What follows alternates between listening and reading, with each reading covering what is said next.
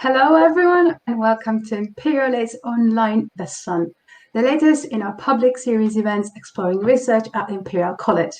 My name is Vali, and I will be hosting the student takeover of the Imperial Aids, a day in the life of a solar energy changemaker. Together today with Sze Sen, we're going to be talking about solar mini-grids, joined by Dr. Philip Sandwell. Welcome, Philip. It's great having you with us today. Thanks. Pleasure to be here.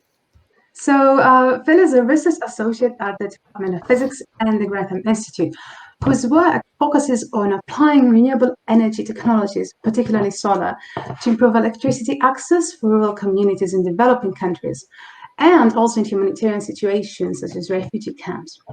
So let's get ready to start, everyone.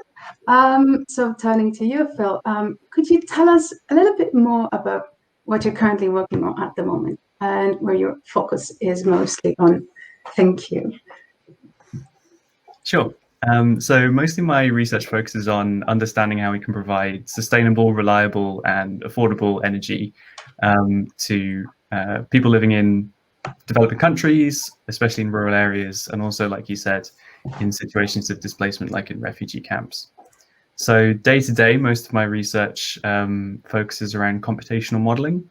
So using computer simulations and optimizations to kind of understand how energy systems can provide certain energy needs, meet energy demands, look at their technical performance, but also analyze their costs and the greenhouse gas emissions associated with that to make sure that the energy they provide is affordable, reliable, and sustainable in the long term.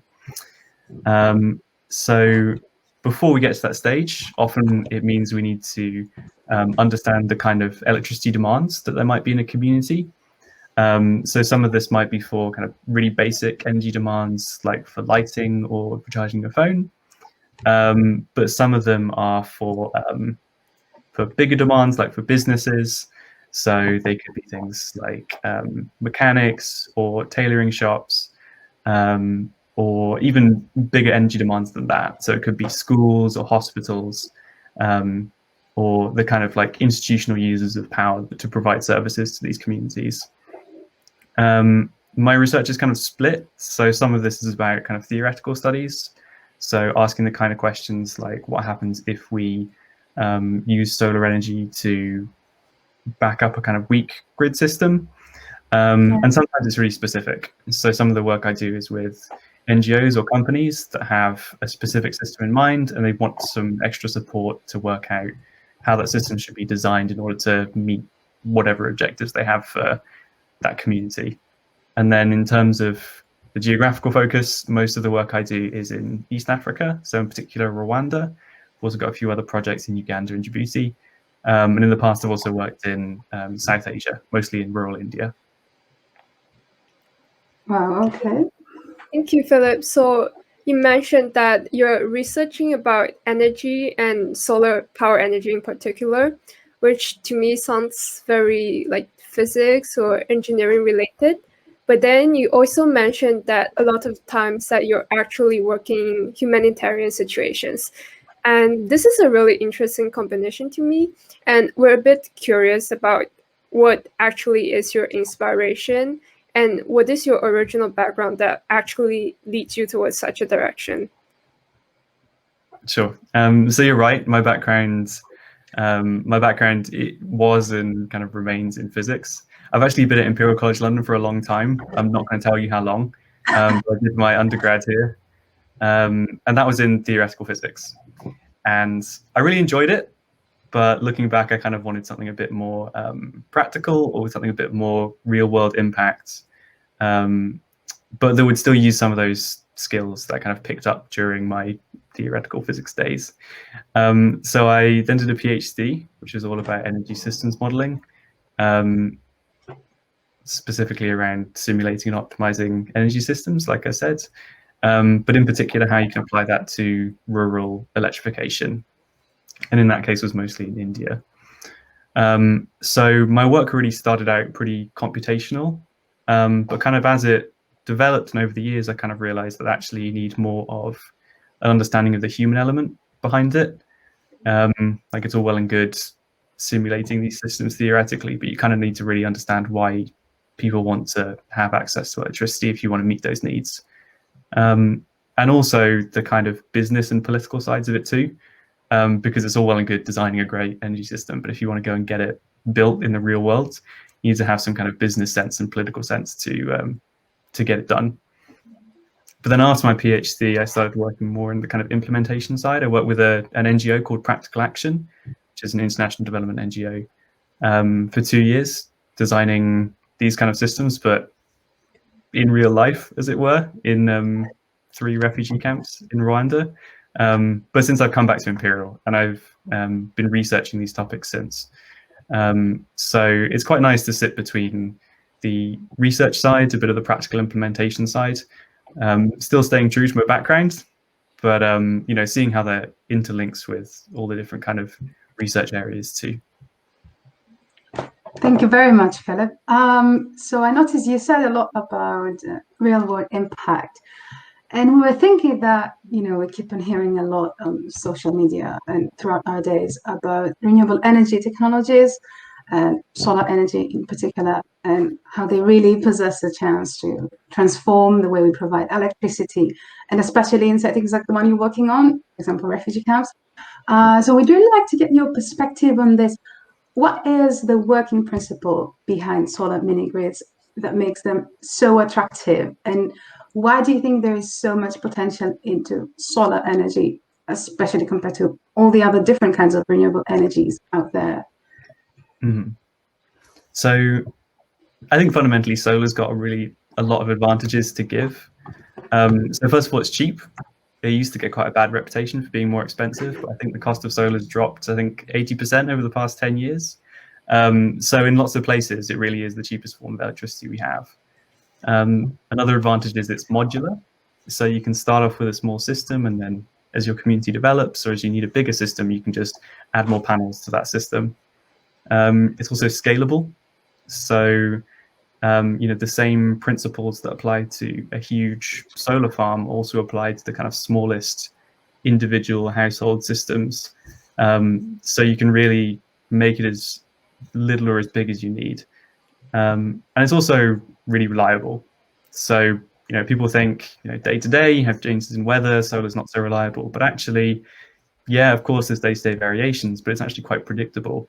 Over the course of the year or seasonally. And if you account for that, you can have a really reliable energy system, which is really important if you're, you know, far from the national grid, if you're far from those kind of other services and you need it to be reliable. And also solar plays quite nicely with other renewables. So it's quite good, got a good matching with wind or biomass, or often national grid networks too. But yeah, in terms of the general principles behind solar, essentially we want to convert sunlight, so energy from the sun, into usable energy for us, which in this case is electricity. So as you can see there, we have solar panels. So this is how the energy from the sun is absorbed by the panels and converts into electricity, which can be fed out to the users of electricity. Almost always in the systems that I look at, it's combined with battery storage. You would use your solar panels to charge the batteries during the day, so you can use power during the night, especially for things like lighting, but also to have that kind of 24-hour power that you might need. So you have your solar generation, you have your battery storage, and then in bigger systems like these mini grids, you also have a distribution network. So it's taking your energy from a kind of central point where your solar and storage is, and it's the wires that connect that to the community, or the village, or people around the camp, so that they can all share in that access to electricity. And that's really the fundamentals behind a mini grid system: your generation, your storage, and your distribution network. And critically, these can operate completely independently. You could put one in the middle of nowhere and be quite happy, which is, you know, often the case where people without electricity live far away from this kind of existing infrastructure. So that's kind of one of the biggest potential benefits of mini grids. You can roll them out pretty much any way you want, and you can scale them to pretty much whatever size you need. You can provide really basic access, or you can provide really high quality power 24/7 if you wanted to. But the important thing there is that you need to make sure that your systems are affordable for the community. So you need to understand the costs, you need to understand the environmental impacts. So yeah, they have to be affordable to the people that are paying for electricity. They need to be viable for the developer or the company that's installing this. And you've got to make sure that they're also environmentally sustainable looking to the future. Okay, thank you. So now that we've got to know a little bit more about the principle of how solar power works and how it's actually a very reliable and cost-effective form of energy, Philip, we're actually also very interested in the social aspect of your work. As in, how can we make the most of the solar power energy to achieve those humanitarian broader goals? For example, how can we use it to achieve better living conditions in those less developed areas? Mm-hmm. So, I mean, access to electricity pretty much underpins everything we do in modern society. If you want to do it, you probably need electricity for it. So that can mean the most basic access to energy can be just the light at night. So firstly, that can provide comfort. It can provide safety moving around. It's a lot safer than kerosene lamps or candles that people use often instead. And also, if you need to move around your community, if you need to move around the area, then you probably want some light to do it at night too. It can also provide really basic things like phone charging, which, amongst other things, can provide a real lifeline for communication. And also simple entertainment. It's possible to have pretty straightforward TVs and radios to provide entertainment, educational programming for children, that kind of connection to others too. It also can support kind of meaningful livelihoods. So that could be, like you see on the screen, just a simple light in a shop, which means it can operate after dark to extend its opening hours and kind of expand its business opportunities like that.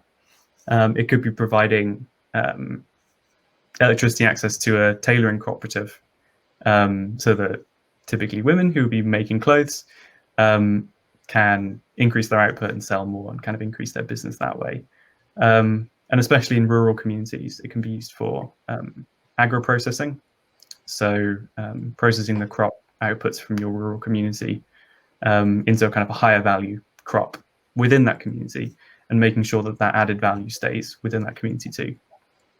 And then in terms of other benefits, especially in humanitarian situations, electricity is absolutely critical to providing education in camps and schools, be that for lighting again or for ICT infrastructure, and also for providing healthcare.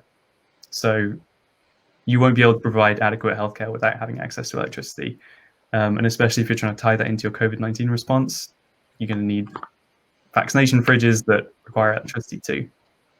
And on top of that, electricity is completely necessary for operational concerns like logistics, water pumping, to provide water for these communities too. You really do need electricity for all of it.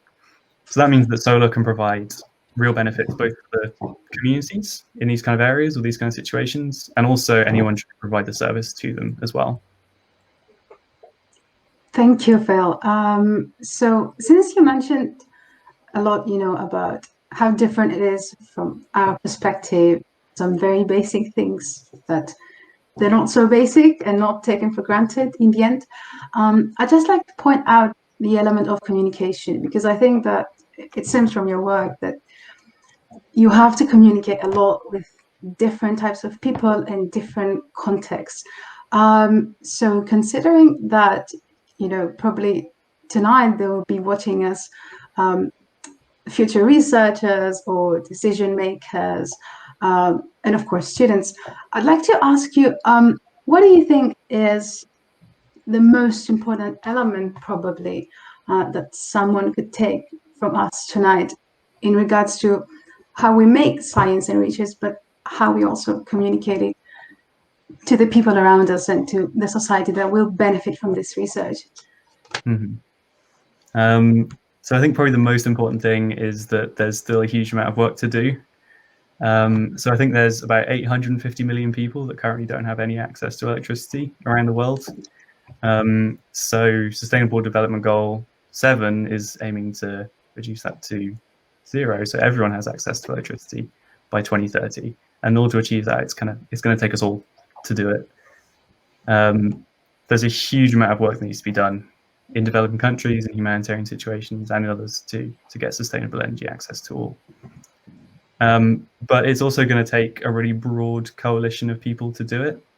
So sure, it's going to take scientists and engineers to design and build these systems, but it's also going to take the social scientists and the policymakers to kind of put in place the enabling environment to make them happen, and also the financial side and the business people that can roll out these systems too.